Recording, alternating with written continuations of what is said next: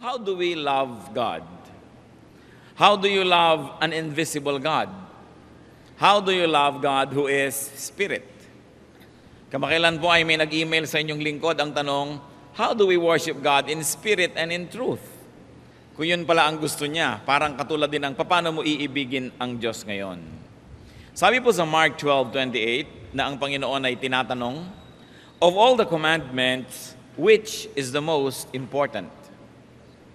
Mark 12:29-30, the most important one, answered Jesus, is this. Hear, O Israel, the Lord our God, the Lord is one.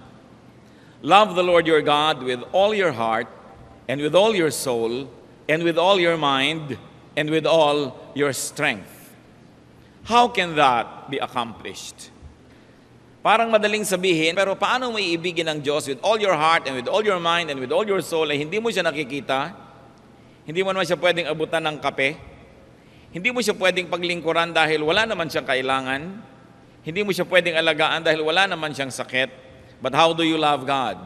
Today, we're going to look at a sure way to love God. Isang siguradong paraan para ibigin ng Diyos. Mangusap po kayo sa amin, aming Diyos. Pagaanin niyo po ang aming damdamin kung may kabigatan.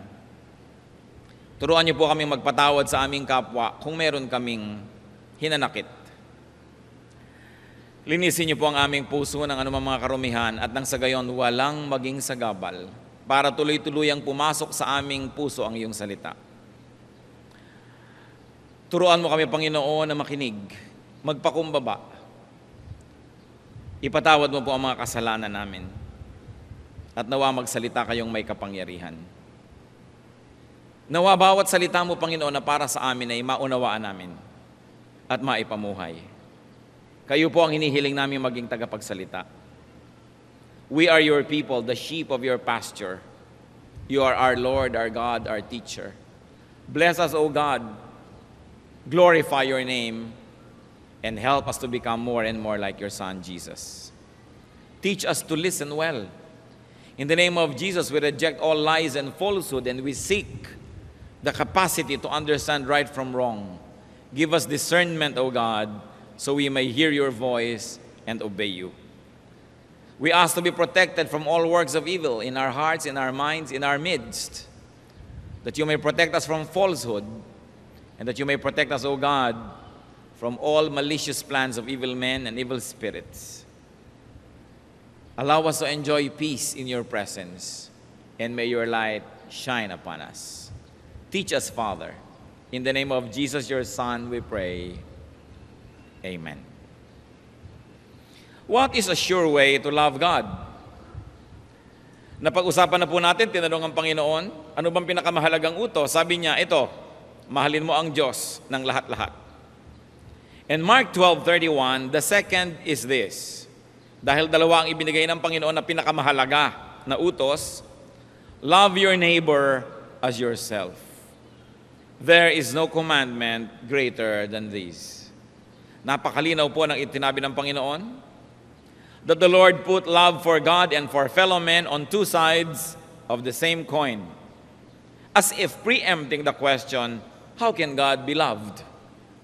Dahil ang una pong tanong ay sinabi niya, mahalin mo ang Diyos. At bago pa nakapagtanong ang taong, paano naman mamahalin ng Diyos? Sabi niya, mahalin mo ang iyong kapwa, tulad ng pagmamahal mo sa iyong sarili. How to love God then? The Lord's answer was very simple. Love people. Hindi mo mahawakan ang kamay ng Diyos, hawakan mo ang kamay ng kapwa. Hindi mo matutulungan ang Diyos dahil siya'y Diyos, tulungan mo ang kapwa. Hindi ka pwedeng makipagngitian sa Diyos kasi hindi mo siya nakikita, makipagngitian ka sa kapwa. Gusto mo palang mahalin ang Diyos, sabi niya, pues, mahalin mo ang iyong kapwa tulad ng pagmamahal mo sa iyong sarili. Yan na ang pinakamabisang paraan. Love for other people is what religion is all about.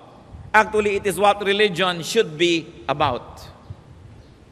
Sadly, religion sometimes drags us into needless discussions, quarrels, even religious warfare. But true religion is to be good to other people. Sabi nga sa Bible, religion that is undefiled before God is this: to visit orphans, widows, to seek, to help those who are in distress. Ang pinakamagandang bunga po ng theology, ang pinakamagandang bunga ng kaalaman sa salita ng Diyos, ay ang mabuting gawa sa ating kapwa. Matthew 25:40, the Lord, represented by the king in the story, at the end times judgment, the king will reply, I tell you the truth, whatever you did for one of the least of these brothers of mine, you did for me. Isa pala yan na gagamitin ng Diyos sa panukat, sa tao, sa pagwawakas at sa paghuhukom, kung anong ginawa natin sa mga pinakamaliliit na mga kapwa natin tao, sa pinakamaliliit na maituturing sa panukat ng mundo, ay ginawa para sa Diyos. So wala na tayong problema kung paano mamahalin ng Diyos. Sabi niya, mahalin mo ang iyong kapwa tulad ng iyong sarili. How are we to love people? The Lord said, love them as you love yourself. So it is important to keep loving oneself, because those who have no love for themselves cannot love other people too. Neither can they do that. Akala nung iba, pag inibig mong kapwa, wala nang natin ang pag-ibig para sa iyong sarili. Kaya malinaw ang sinabi ng Panginoon, love your neighbor as you love yourself. Mark 12:31. The second is this, love your neighbor as yourself. Kaya napakaganda po ng Tagalog dyan pakikipagkapwa. Ang tawag natin sa tao ay kapwa-tao. Pareho ko. Ang nararamdaman ko ay nararamdaman niya, ang kailangan ko ay kailangan niya, ang gusto ko ay gusto niya, ang nananakit sa akin, nananakit din sa kanya. Kaya kapwa ko siya. Napakaganda ng salita. Pareho kami. How are we going to love our neighbor as we love ourselves? Give as you like to receive. Di ba gusto po nating makatanggap? Bueno, kailangan na ang kapwa natin ay makatanggap din mula sa atin. Kung papaano natin gustong maging recipient, dapat ganun din tayo maging giver. Kung paano natin gustong maging beneficiary, dapat ganun din tayo maging tagabigay. Maging benefactor ng ating kapwa. At kung paano tayo nagbibigay, ganoon naman din tayo tatanggap. Sabi sa 2 Corinthians 9:6, whoever sows sparingly will also reap sparingly. And whoever sows generously will also reap generously. Kung nagtatanim ka ng konti, natural lang na ang aanihin mo'y konti. Kung nagtatanim ka ng marami, natural lang na ang aanihin mo'y marami. How do you love your fellow men as you love yourself? Help as you like to be helped. Gusto natin, natutulungan tayo, naaalalayan, pero nag-aalalay ba tayo sa ating kapwa? Kaya nga pati yung mga tao noong unang panahon ay kinikilala sa tulong na ibinibigay nila sa kapatiran. At tinuturuan ng kapatiran, tulungan din natin siya tulad ng pagtulong sa atin.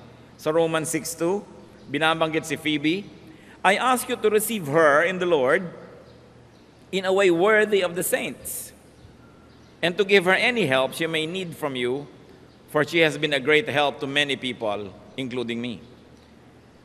Dito po ibinibilin itong si Paul na tanggapin ng mga daratnan itong babaeng si Phoebe. Pag sinabi pong saints sa New Testament, ang tinutukoy ay ang mga taong buhay, mga anak ng Diyos, mga lingkod ng Diyos na tumanggap kay Kristo bilang Panginoon at tagapagligtas. Hindi po nun kailangan ng mga elaborate ceremony para matawag kang saint. If Christ is in you, you are serving God, and it is obvious that you have a godly life, Paul would call them saints.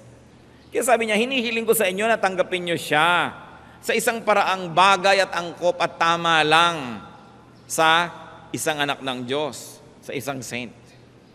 At bigyan niyo siya ng tulong, tulad din naman ng naging pagtulong niya sa maraming tao, kasama na ako doon. So, how do you love other people? Help as you like to be helped.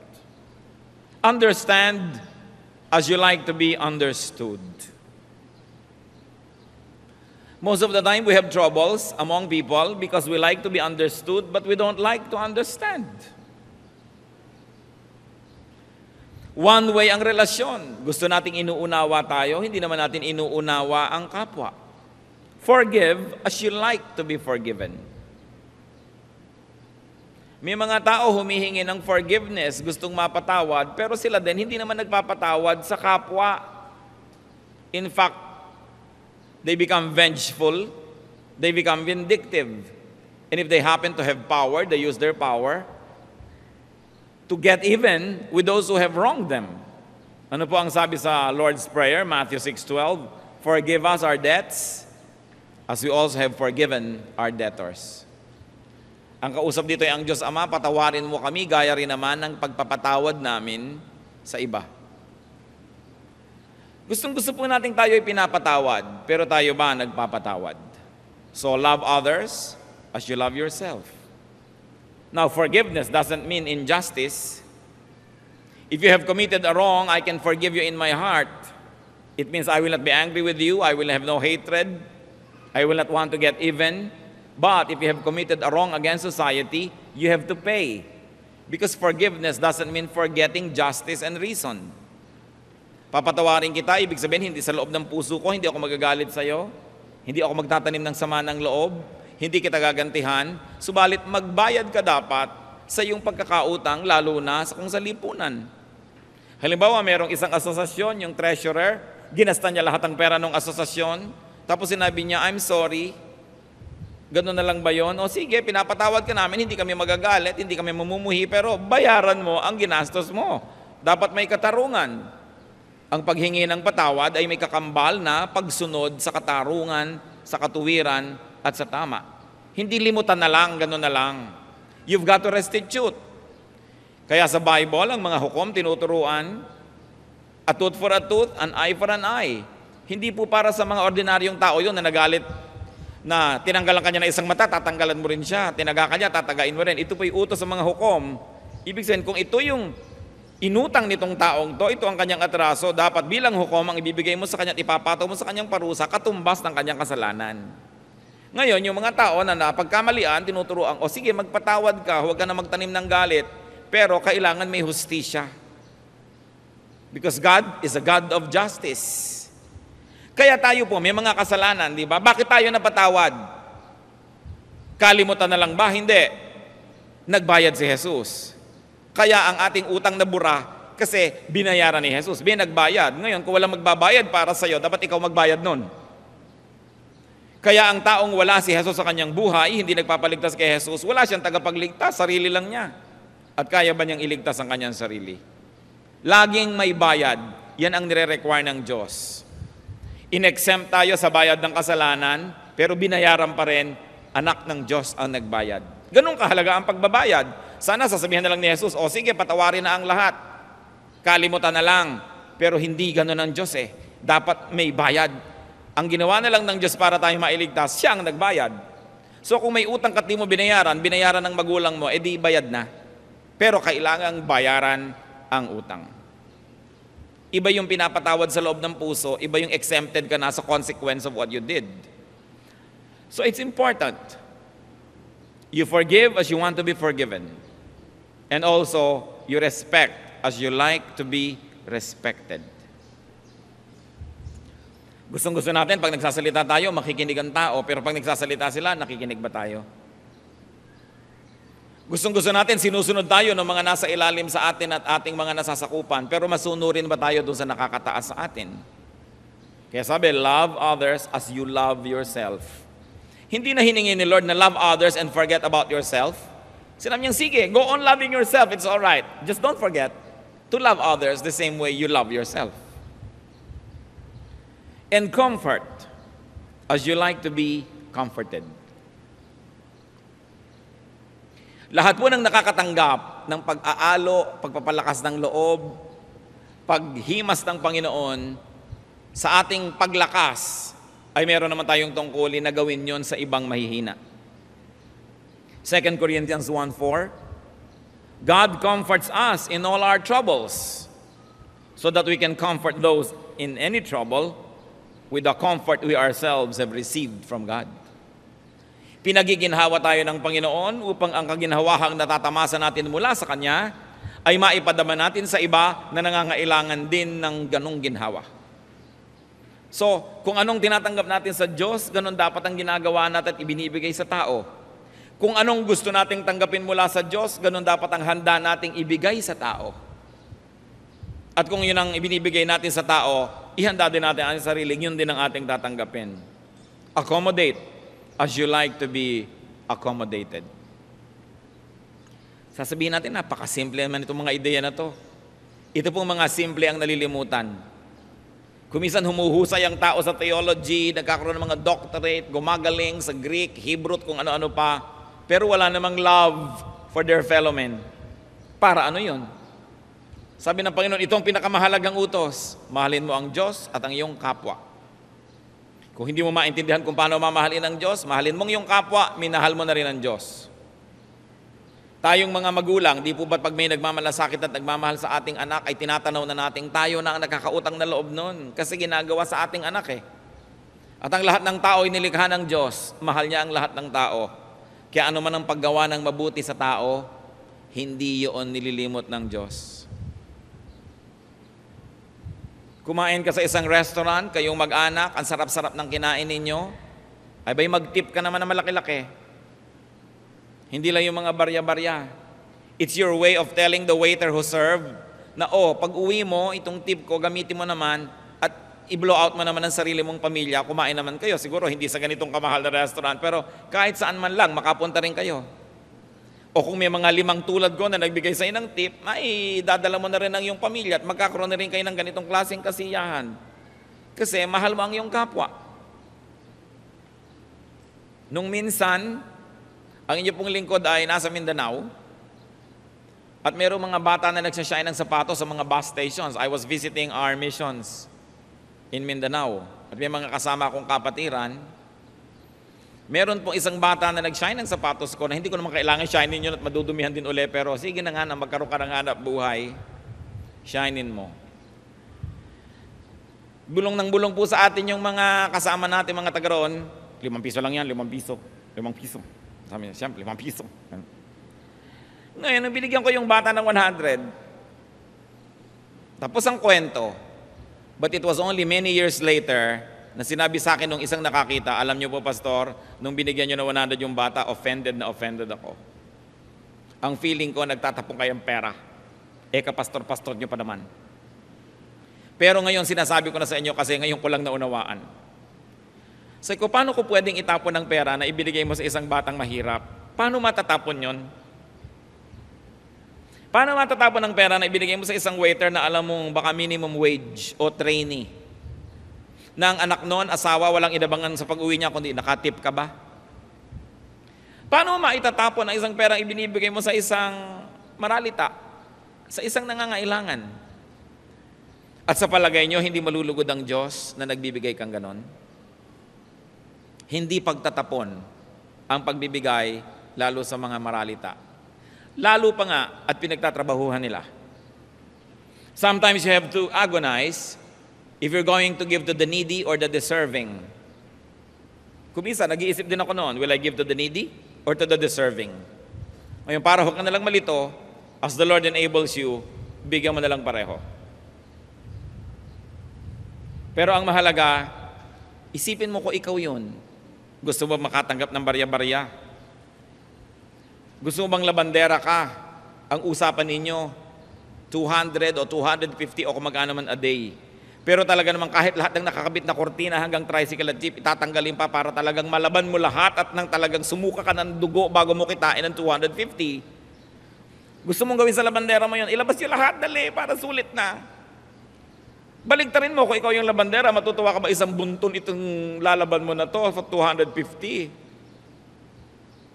O matutuwa ka ba na 250 ang usapan, biglang ginawang 300, biglang ginawang 400? Ipaghihirap nyo ba yon? Pero kung minsan sa ating kapwa, lalo't nagigipit, napakalaking halaga, napakalaking bagay. Ito po ang gustong-gusto kong makita sa mga Kristiyano. Na kahit hindi tayo mayaman, tayo palabigay. Tayo galante. Kasi hindi pwedeng matapon. Kita yun ng Diyos at napupunta sa mga nangangailangan. Hindi yung kulang na lang talaga, pigain mo yung dugo ng gumagawa para isulit mo hanggang kahuli-hulihang sentimo ng ibabayad mo sa Kanya. Mano ba namang minsan na ang labandera mo, 2:00 pa lang ng hapon, tapos na dahil konti lang pinalaban mo. Kailangan ba talaga hanggang hindi lumulubog ang araw, hindi siya makatayo dyan sa labahan? Kailangan bang laging pigain ang kapwa? We can be kinder, we can be nicer, if we like to love God. Mano ba naman nadagdagan ng sweldo ng ating mga kasama sa bahay kung kaya nyo naman? Kung hindi nyo kayang lagi, paminsan-minsan dagdagan. Kung may iaabot tayo. Ito ang nais makita ng Diyos sa mga relihiyoso. Pag-ibig sa kapwa. Pagtulong. Kahit hindi inaasahan at hindi kailangan. Very importantly, you want to love God? Talk about others as you would like to be talked about. At isa ito sa mga isang bagay na katakataka sa inyong lingkod at marahil sa inyo man katakataka. Bakit merong mga Kristiyano na sa publiko, proper na proper, ayos na ayos, polite na polite, but among themselves, they don't respect other people when they talk about them. Walang galang, hindi na isinasaalang-alang yung dangal ng pinag-uusapan. Kuminsan hindi iginagalang kahit mga kapwa manggagawa at kahit nakakataas sa kanila, kahit pastor kung pag-usapan. Nalilimutan, parang isa lamang na palabas ang pagiging makadiyos pagka nasa entablado at kaharap ng maraming tao, hallelujah, hallelujah, hallelujah. Pagkatapos pag nasa likod na ay kung ano-ano na lumalabas sa bibig. Kapintasan ng kapwa, mga reklamo, na alam nating hindi yun ikinalulugod ng Diyos. Kuminsan worship leader, song leader, tapos ang lalabas sa bibig later on, mga kapintasan, mga reklamo tungkol sa kapwa. Talk about others as you like to be talked about. Sabi ni Lord, love others as you love yourself. And then obey as you like to be obeyed. Many people have problems with this. They like all their subordinates to be very obedient, but they are not obedient to their superiors. Ephesians 6:5-9, obey your earthly masters with respect and fear, and with sincerity of heart, just as you would obey Christ. And masters, treat your slaves in the same way. You cannot be a good leader if you are not a good follower first. You cannot be a good leader if you are focused on making a personal kingdom. What is leadership? Leadership is trust from God.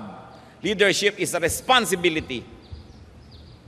Inilalagay sa iyo ng Diyos ang mga taong nasa iyong ilalim ng iyong administrasyon, ng iyong pangunguna, para mo arugain, para alagaan, para turuan, tulungan, hindi para sila pagsamantalahan, hindi para sila gamitin lang pampataba ng iyong puso. So value people as you like to be valued.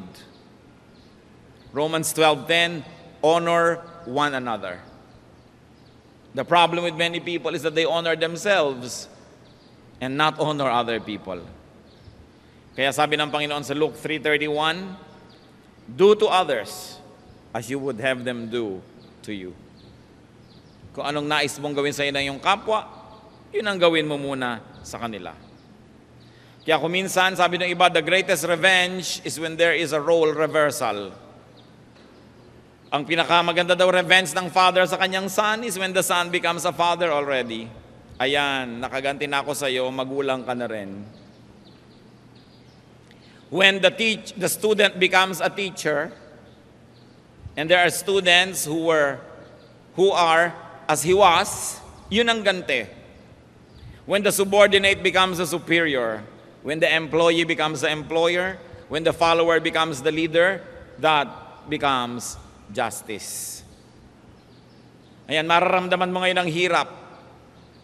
Alam nyo, ang aking pangarap, lahat ng tao maging pastor, nang makaganti-ganti naman ako. Nang maramdaman ninyo ang hapdi at hirap. Akala lang nung iba, naku, sarap naman, lagi kang nasa presidential table, inaabutan ng atis, binibigyan-bigyan ng mga maligasgas kung minsan pag kinakamayang kami, nakaipit na kung ano. Yun lang ang nakikita ng iba. Kaya sabi ko, nawa lahat ng tao maging pastor kahit malang 6 na buwan. Nang malaman nila, kung minsan sa ibang mga organisasyon, makikita mo yung mga associate, yung mga assistant, Sinusuwag yung leader nila, gusto nilang sila yung maging tunay na leader. Sabi ko, naku, sana na nga ay matuloy at maging leader kayo at nang malaman nyo ang hirap. At nang malaman ninyo kung papaano yung ginugusto nyo mangyari sa buhay ninyo. Because leadership can only really come from God. Talagang tatawagin ka, tuutusan ka. Kapag ikaw ang naghahanap ng sarili mong leadership, we should be suspicious. Because you probably only want a personal empire. Yung nasa isang organisasyon ka na, gusto mo pang hiwalay para ikaw na ang masunod at ikaw makapangyari, ang nakikita mo lang siguro yung perks. You don't see the difficulty. I will always be suspicious of people who like to be leaders. Because genuine leaders are dragged, pulled, persuaded, sometimes forced by heaven to assume leadership. Pero yung laging gusto ako mag-lead, baka may hidden agenda. Walang matinong tao na gusto maging leader. Dahil alam nyo, ang hirap nun. When you live in a glass house, when you have to please everybody. Kaya makikita po natin, if you are not a top leader, be submissive. So that when God gives you probably what you desire to be the top leader, then yung itinanim mo maganda. Then ang aanihin mo maganda. Pero pag ang itinanim mo ay hindi maganda, yun din ang iyong aanihin. Mahalin ang tao tulad ng gusto mong mahalin ka. Itrato mo sila tulad ng gusto mong trato sa'yo, sapagkat babalik at babalik yan. Dapat umasenso ang lahat para umaunawaan yung dating nakakataas sa kanila, para maunawaan nilang ibig sabihin ng pagiging mataas, na hindi pala yun, kanais-nais. Because to whom much is given, much is required. Kaya mahalaga po ang mga tao makalabas sa ignorance. What is ignorance? For me, ignorance is nothing but not understanding others. Ang ignoranting tao ay yung limitado ang karanasan, hindi niya tuloy kayang unawain ang kanyang kapwa. Kaya pag ignorante ang isang tao, ano nangyayari? Nagiging judgmental. Makitid ang isip. Palapintas, palareklamo, kasi hindi niya nauunawaan ang hirap na dinaranas ng iba. Alam niyo po, kung minsan gumagawa tayo ng mga convention, gagawa tayo dito ng mga training, hindi lang pa sa church natin, training for Sunday school teachers, training for speakers, training for church workers. Hindi tayo sisingil ni libre, magdatingan na lang sila. Sisikapin natin na magpatanghalian dyan ng maayos, magagandang plato, tunay na nababasag at mga kutsarang totoong hindi napuputol pag tinusok mo ang ulam mo. At sisingilin sila ng 50, 60 pesos sa lunch. Alam nyo doon sa mga comments, sasabihin pa, napakamahal ng food. So heto ang ginagawa ng ignorance. Subukan yung maghanda ng ganitong pagkain dahil subsidized pa nga yan, mapipintasan pa. Meron kang iimbitahing maraming tao para mag-seminar, para i-share sa kanila ang alam natin, hindi ka maniningil. Ang nakalagay pa sa comment, ba't hindi ipa-aircon ng folk arts? Ang init. Gusto mong mamewang ng ganyang kataas? At sabihin, libre na nga, naghahanap ka pa aircon? But because people are ignorant, they're always quick to say things that are not nice. So all the more that we have the resolve, we should do more seminars, we should do more training, kasi people have to be lifted out of their ignorance. Meron naman tatayo, hindi nyo alam kung gaano kahirap mag-organisa ng anumang bagay. Kasi nakakatiyak tayo na yung number one laging nagrereklamo, yun ang hindi tumutulong. Kasi yung tumutulong, nakikita niya yung hirap gawin yon, magkakaroon siya ng puwang sa kanyang puso na unawain kung may kulang man. Pero yung mga hindi tumutulong, yan ang laging napakaraming pintas. Kasi hindi nila alam what it takes. That's why people have to be enlightened. Kaya kailangan natin ng kaliwanagan. Ignorance disables people from knowing the other side. They only know their point of view. They only know what they feel and what they think. That's why ignorant people are usually narrow-minded. And because narrow-minded, unloving. Hindi maibigin, hindi maunawain, sapagkat mangmang. Pag sinasabi po nating mangmang, hindi ibig sabihin hindi nag-aral kasi marami pong hindi nakapag-aral sa mga paaralan pero marurunong at magagaling. Meron naman na tapos-tapos sa kolehiyo, mangmang pa rin. Kasi walang inasikaso kundi sarili niya, walang inunawa kundi sarili niya, at nakatulong pa yung kanyang edukasyon para pataasin niya ang sarili niya sa sarili niyang pananaw na palala. Kaya mahalaga po ang pag-aaral ng salita ng Diyos, makawala tayo mula sa ating mga kamangmangan at kadiliman. Ano po, ulitin natin ang sabi ng Panginoon sa Mark 12:29-31, nung tinanong ko anong importanteng utos ng Diyos. The most important one, answered Jesus, is this: Hear, O Israel, the Lord our God, the Lord is one. Love the Lord your God with all your heart, and with all your soul, and with all your mind, and with all your strength. The second is this: love your neighbor as yourself.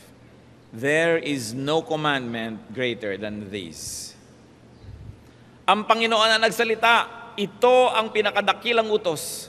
Wala nang mas dakila pa. So the greatest commandment is not against sin. It is not negative. It is not do not. Hindi siya sabing do not, hindi yon. But the greatest commandment is for love of God and fellow men. It is positive. Say do, love people. 1 Peter 4:8, above all, love each other deeply, because love covers over a multitude of sins. So love, and you will cover grave shortcomings and sins. So love for God, meaning love for fellow men, is the greatest. It is the greatest yardstick, the greatest standard, the greatest measure of spirituality. Kung gaano ka tayo ka-espiritual ay masusukat kung gaano natin kamahal ang Diyos. At dahil mahirap sukatin yon, sukatin natin sa pagmamahal sa kapwa. Matulungin, maibigin, mapagpatawad. This is what spirituality is all about. Sabi po sa 1 Corinthians 13:1-3, I like to read from the Revised Standard Version. If I speak in the tongues of men and of angels, but have not love, I am a noisy gong or a clanging cymbal. And if I have prophetic powers and understand all mysteries and all knowledge, and if I have all faith, so as to remove mountains, but have not love, I am nothing. If I give away all I have, and if I deliver my body to be burned, but have not love, I gain nothing. Kung wala daw pag-ibig, baliwala kahit you can speak in tongues or a representation of spiritual gifts. Kahit marami kang spiritual gifts, yung mga kakaibang gifts, baliwala if you have no love. Without love, prophecy and knowledge is nothing, representing all intellectual pursuits. Yung isa, yung spiritual na mahirap sukatin sa karunungan, yung isa naman prophecy and knowledge. At sabi, if I have all faith as to remove mountains. So, talking about hyper faith, kaya ng faith mo na magawa ang lahat ng bagay pero wala ka pa rin pag-ibig, baliwala. And if I gave away all I had, even if I had charity, to the point of allowing my body to be burned as a sacrifice for others, sacrifice, it means nothing if you don't have love. So without love, spiritual, intellectual faith and gifts, faith, charity, and sacrifice mean nothing. And you should take note that these things are what's important to many religions. Speaking in tongues or spiritual gifts, prophecy, knowledge, intellectual pursuits, faith, prayer, charity and good works, sacrifice, pag-aayuno, pagpapasakit. Sabi, walang kwenta ito kung walang pag-ibig. And let's continue 1 Corinthians 13:4-7. Love is patient and kind. Love is not jealous or boastful. It is not arrogant or rude. Love does not insist on its own way. It is not irritable or resentful. It does not rejoice at wrong, but rejoices in the right. Love bears all things, believes all things, hopes all things, endures all things. Ito yung pag-ibig na hinahanap sa atin. Hindi makasarili, mabuti, mabait, hindi mag-inggitin, hindi mapanibaguin, hindi mayabang, hindi mapagmataas, hindi iginigiit ang sariling kagustuhan, hindi madaling magalit, mapagpakumbaba. Ipinagbubunyi ang kabutihan, ipinagbubunyi ang tagumpay ng iba, nagtitiis, nananalig, umaasa, nagpapakasakit. Very basic. But we really should all go back to basics. Lalo't nakakalimot tayo. Sometimes our concept of our faith becomes so sophisticated that we discuss so many theological and high-sounding terms. But at the end of the day, God will measure us through our love. Very especially, love for others. 1 Corinthians 13:11, when I was a child, I spoke like a child. I thought like a child. I reasoned like a child. When I became a man, I gave up childish ways. Bakit isinunod po ito sa katuruan ko sa pag-ibig? Sapagkat ang bata ay maibigin sa sarili. Gusto ko ng gatas, hindi ako titigil ng kaiiyak hanggang di ko nakukuha yan. Kaya may mga karanasan po tayo noon na nabalitaan ko na nung may gumuhong building dahil sa mga lindol, merong nakulong na mag-ina doon sa ilalim ng mga guho. Iyak na ng iyak ang bata dahil nauuhaw. Walang maibigay ang nanay, makikinig ba ang bata? Kasi ang bata, makasarili lang, sarili lang niya ang naiisip niya.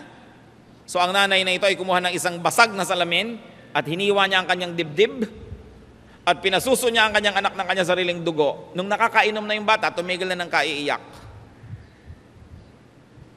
Dahil magulang, dahil bata. At sinasabi, nung bata ako, nag-iisip ako, kumikilos, nangangatwiran na parang bata. Pero hindi na ako bata ngayon. So titigilan ko na ang pagbabata-bataan.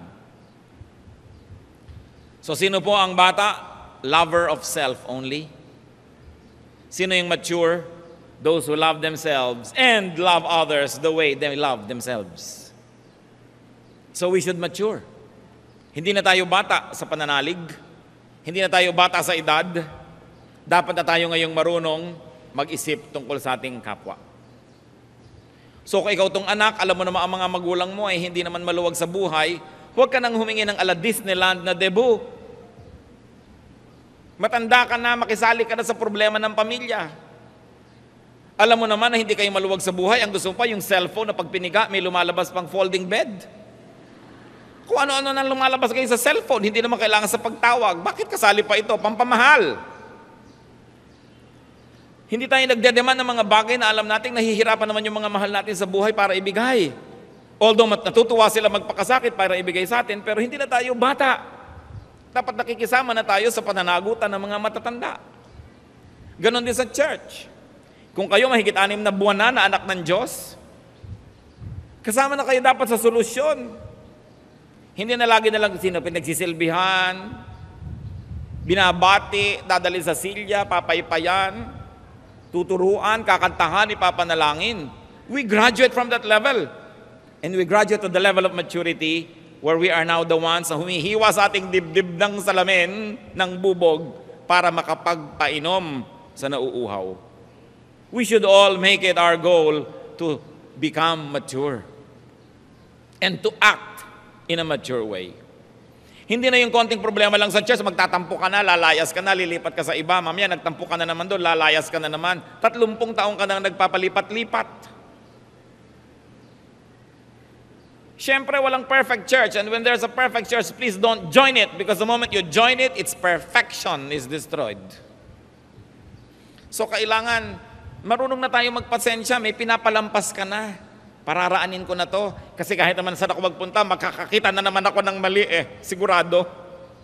Meron ako ditong hindi kasundo, pero kahit saan ako magpunta, meron na naman ako hindi makakasundo dahil talaga namang magulo ako We mature.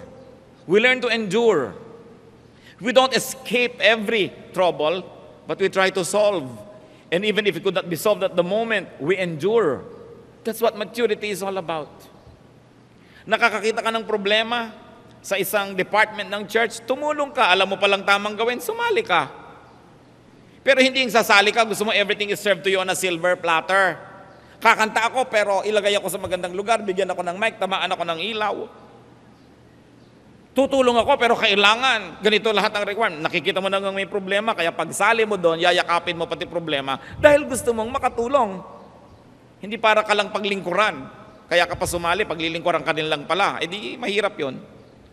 Alam niyo po kung ganitong attitude ng mga Kristiyano sa mga churches, uunlad ang church ng Panginoon. Oras na nakakita ka ng kapintasan, tulungan mo para yun masolve. Ngayon, kung hindi ka tutulong, shut up. It is the best that you can do. Shut up. Dahil kung minsan kadadaldal mo, may mahahawa pang iba, magiging negative pa yung feeling nila, sumasaya na sana sila, nabe-bless na, ne-negativein mo pa. So if you are not helping, you have no right to talk. Dahil wala namang takilya, hindi ka naman nagbabayad para pumasok. Di ba? Kung manonood ka pa nga ng concert, nagbabayad ka pa ng mahal, nagtitiis ka rin eh. Bakit ang mga anak ng Diyos, kumisan ang tagal mag-mature? It is all right to keep loving yourself. Just love others the same way. Kailangan man may love for self ka eh.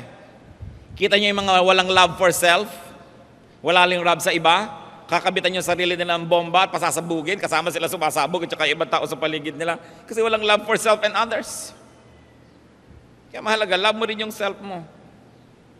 Hindi napapangakuan ka ng kung ano-ano, pag sumabog ka dyan, pupunta ka sa paraiso. Ano naman klaseng paninalig yun? Nung naging bopis ka, tsaka ka pupunta sa paraiso. Kaya napakahalaga po yung ating paniniwala, binabantayan natin, kasi ang daming relihiyon sa mundo. At madali namang malaman kung ano yung sa Diyos, yung nagtuturo ng pag-ibig sa kapwa. Yung nagtuturo ng pagpapatawad. Yung nagtuturo ng kababaang loob. Dapat sinusukat natin ang lahat. Sasabihin na, lahat ng mga relihiyon, pare-pareho sa Diyos lang ang ending, ha? Dumating ako sa Diyos na bopis. Durog-durog. Ganon ba yung gusto niya? Kaya mahalagang sinusuri, mahalaga po nag-aaral tayo. You know, we have Sunday school, we have Bible study before this period. I wonder how many of you would even bother to attend our Bible studies. Ito po yung lahat ay binubuksan para sa inyo. Lahat tayo umattend. Iba kasi yung Bible study, nakakapagtanong ka, nakakadiscuss, you can open your mouth and also give your opinion. Iba naman, magkakambal po dapat ito eh. Itong ating worship at saka yung Bible study, kambal dapat yan. Kaya magkadugtong. Sikapin nyo. Tuwing ang church merong ibinibigay at binubuk sa mga klase, sikapin nyo umattend. Sa ikalalago nating lahat yan. So how can you love God and others more?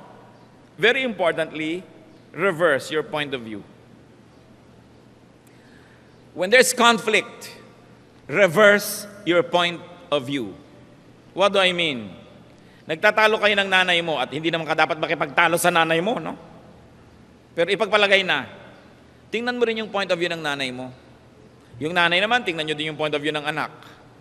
Hindi lang sariling point of view because we are no longer children, we are no longer supposed to be narrow-minded, and our mind should not be one track.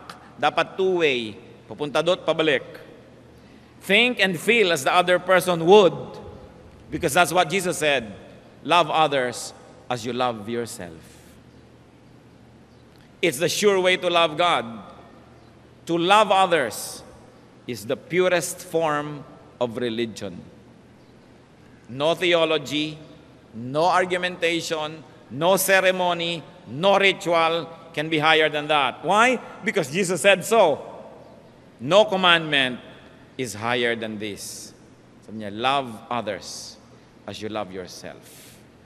Aming Diyos, kami po ay napasusuri. Gusto po naming makita ang sarili namin kung paano nyo kami nakikita ngayon. Sa mga may asawa rito, ipakita nyo, Panginoon, minamahal ba nila ang kanilang asawa kung paano nila kamahalan sarili? Sa mga magulang at anak, sa magkakapatid, sa magkakasama sa bahay, sa trabaho, sa ministry, nangyayari po ba ito? Are we submitting ourselves to the highest commandment of all, which is to love God and to love others as we love ourselves? Ano, Panginoon, ang aming mga pagiging makasarili? Ipakita niyo po sa amin ang aming pagiging makitid, pagiging sobrang manipis at maramdamin, ang pagiging self-righteous. Ipakita niyo, Lord, kung meron po kaming unhealthy level of expectation for ourselves. Kung kami merong mga wrong sense of entitlement, na laging iniisip namin kami entitled to this and to that at ang iba hindi. Make us sensitive, O God. Teach us to deserve before we desire. At kung meron ka nakikita sa amin, Panginoong, masyadong matataas ang mga pagtingin sa sarili, ipakita mo sa amin ng aming track record kung may karapatan nga ba kaming taasan ang pagtingin sa sarili. Ipakita mo sa amin, Panginoon, kung ano talaga kami sa inyong pananaw. Mga kapatid, magpasuri tayo sa Panginoon. Lalong-lalo sa mga may asawa, may magulang, may anak, may kapatid, may katrabaho. Tanungin natin ating sarili, are we loving them enough? Are we loving them as God wants us to love them? Are we loving people as we love ourselves? At kung meron tayong excessive love for self, self-centeredness, conceit, isuko yan sa Panginoon ngayon. Hindi mainam na patuloy na alagaan sa ating puso ang sobrang pagmamalaki, ang malaking pagtingin sa sarili. Buksan mo ang aming puso, Panginoon. Ipakita mo ang aming mga kabulagan, mga pagkukulang namin sa pag-ibig sa aming kapwa. Ituro mo sa amin, Lord, kung paano kami magpupuno sa aming mga kulang sa aming dapat mahalin. At kung paano namin dapat bawasan ang kuminsay sobrang pag-ibig sa sarili. Ang napakataas na pagtingin sa sarili. Kausapin niyo po kaming lahat. Lord, we want to obey your highest command, to love you and to love others as we love ourselves. Teach us, enlighten us. Magbulay-bulay tayo mga kapatid sa presensya ng Diyos. Hingin natin ang kanyang kaliwanagan. Kung may dapat tayo ihingi ng tawad, ihingin natin. Kung meron tayong dapat na pagtakpan at punan ng mga kulang, gawin natin habang meron tayong hininga. At payagan din natin ang iba na mahalin tayo. Tumanggap din tayo ng kanilang pag-ibig. Be alone with God and let the Spirit of God minister to each one for a while.